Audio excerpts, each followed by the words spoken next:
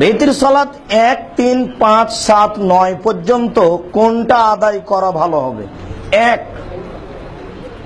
এক রেকাত পড়েন, মাঝে মধ্যে 3 রেকাত পড়বেন। 1 রেকাতের হাদিসই সব, বহু হাদিস 1 রেকাতের। 1 রেকাত পড়বেন, আল্লাহ আকবার বলে দাঁড়িয়ে সূরা ফাতিহা, ইখলাস কোন একটা সূরা পড়ে রুকু থেকে গিয়ে উঠে সিজদায়। মনে করলে কোন দিন দোয়ায়ে কুনুত পড়বেন। বিতির পড়লেই দোয়ায়ে কুনুত পড়তে হয় এই হিসাব ঠিক নয়। কেউ যদি কোনদিন দোয়ায়ে কুনুত পড়তে চাহে তাহলে বিতির সালাতে পড়বে। কেউ যদি কোনদিন, রাসূল সাল্লাল্লাহু আলাইহি সাল্লাম দোয়ায়ে কুনুত পড়তেন না রমাজান ছাড়া, তবুও রমাজানের শেষ দশকে। কেউ যদি কোনদিন দোয়ায়ে কুনুত পড়তে চায় তাহলে কোথায় পড়বে? বিতির সালাতে পড়বে। রুকুর আগে পড়লে হাত বাঁধাই থাকবে, আর রুকুর পরে পড়লে হাত উঠাবে। পড়া শেষ হলে হাতটা ছেড়ে দিবে। তবে 3 রেকাত বিতির পড়লে পদ্ধতি আছে।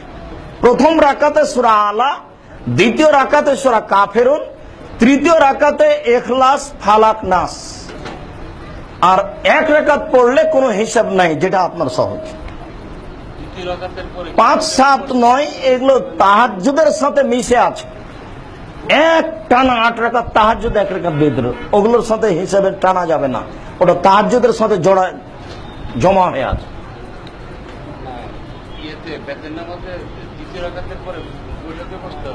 3 রাকাত ভিতর পড়লে দ্বিতীয় 2 রাকাত পড়ে বসতে হবে না, এ হাদিস জাল। 3 রাকাত পড়লে এক টানা পড়তে হবে।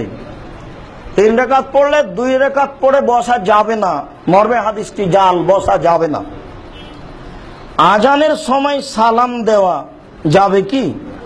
জি যাবে, উত্তর দিবেন পরে। সালাম দেওয়া যাবে না এমন কোন জায়গা দুনিয়াতে নেই। পেশাব করছে সালাম দেন, পায়খানা করছে সালাম দেন, সালাত আদায় করছে সালাম দেন, আজান দিচ্ছে সালাম দেন, কোরআন তেলাওয়াত করছে সালাম দেন, খাচ্ছে সালাম দেন। সালাম দেওয়া যাবে না এমন কোন জায়গা পৃথিবীতে নেই।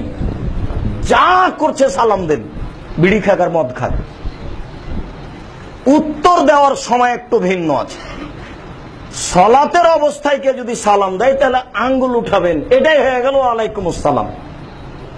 আর যদি পেশাব পায়খানা অবস্থায় কেউ সালাম দেয় তাহলে উঠে বলবেন ওয়ালাইকুম আসসালাম, ওই সময়তে বলবেন না।